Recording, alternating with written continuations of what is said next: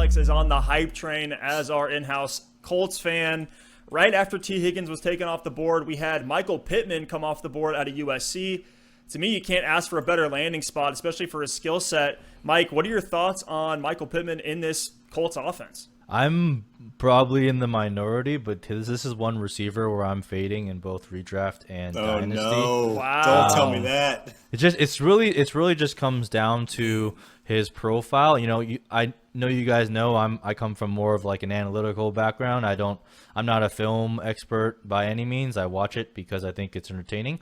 But if you just look at his profile, like if we look back 2 years from now and he does nothing in like 2 years, I would not be shocked at all. I'd be like, oh yeah, that makes sense. Like, look at his profile. He didn't break out in college until he was like 20, almost 21 years old. He played in the Pac-12, not great competition, and he's just like a really big and athletic guy, and I think people fall in love with that. But at the end of the day, those things just don't really matter as much for their athletic profile. Like, if we look at something, I don't know if you guys follow Jetpack Galileo on Twitter. If you don't, you definitely should.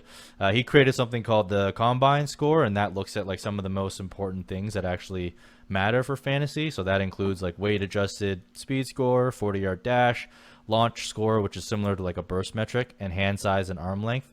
He really only checks a couple of those boxes, and he came out with a score of like 21 percentile, which is not good. If you look at the Jetpack score, if you have a 50% combine score, you have a 43% hit rate in the second round. If you have less than 50%, which he has 21%, you're looking at a 30% hit rate. So yeah, it's a much lower hit rate from that, plus the analytical profile. Just like those things combined, this is like the exact type of profile that I typically like to avoid. Now, would you say though that he has one of the most clear paths to being used right out of the gate? I feel like the landing spot and the situation is one that makes it pretty appealing, even with maybe the measurable downside that you just mentioned. Yeah, most definitely. I mean, he definitely has one of the most clear paths. But the problem is with targets, unlike running backs where you just get handed the ball and fed the ball with opportunity, you got to like get open. You have to get open. You have to earn the target. You have a veteran quarterback in Phillip Rivers, who is, I would say, on the last breath of his career, if I had to put it kindly, and he's not really sliding it into any tight windows anytime soon. So I'm actually very cautious about his ability to separate at the next level, because all the NFL cornerbacks are big and strong, right? You're not dominating little college players anymore. You're facing grown men, so I think he's going to struggle from that perspective.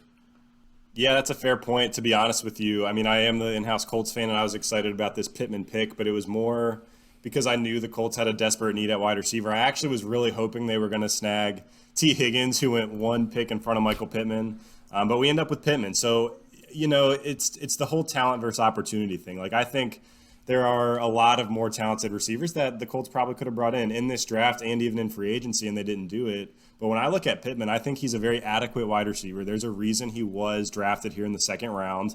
And he was, I know it was the Pac-12, but he was fourth in the NCAA last season in receptions.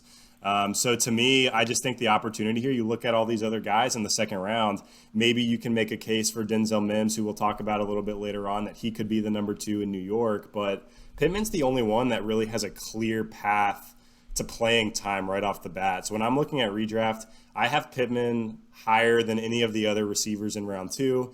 And this might be a bit of a hot take, but I think Michael Pittman Jr. actually is a pretty good bet to lead the Colts in receiving touchdowns in 2020. T.Y. Hilton has never been a guy who's a red zone threat. Obviously, he'll beat you deep a couple times. And then Eric Ebron left for Pittsburgh. So when I look at who Phillip Rivers is going to throw the ball to in the red zone, you think about back in L.A. with the Chargers, he had Mike Williams, he had Hunter Henry. When Antonio Gates was playing, that was one of his favorite targets. So he loves those big body guys, whether it's a receiver or a tight end.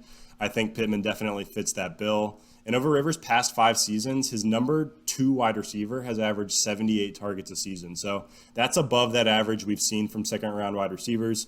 Pittman is definitely going to be on the field a lot. And I think he is still, a wide receiver 4 or 5 in redraft. You think about Pittman, and you don't normally have handcuffs at the wide receiver position. But if I think about what happened to this offense last year with Jacoby Brissett at quarterback, T.Y. Hilton going down, we saw undrafted receiver Zach Pascal having very serviceable fantasy football weeks. I started him several times and was very pleased.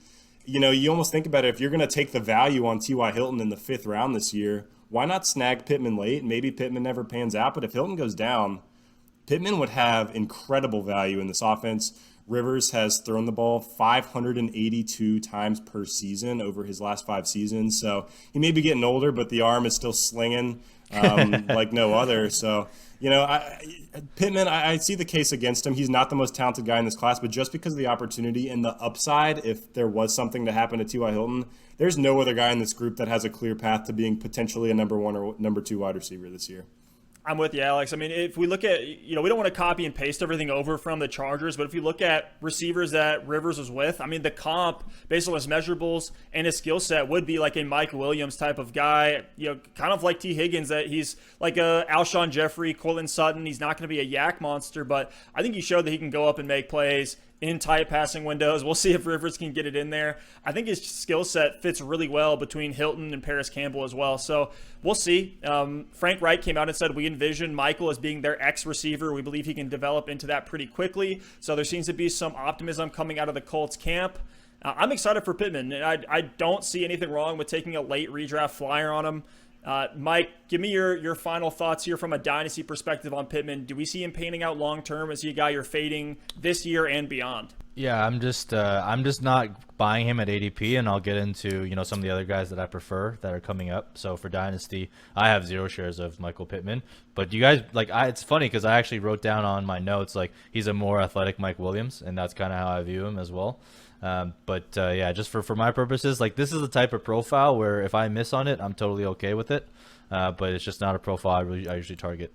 I want to put both of you guys on the hot seat real quick. This season redraft, this might be an easy question, but would you rather have Mike Williams or Michael Pittman? I mean, with the Chargers, they don't really know who's going to be throwing the ball. If it's Tyrod Taylor, it's going to be low volume. If it's Herbert, you got a rookie quarterback who's a bit raw.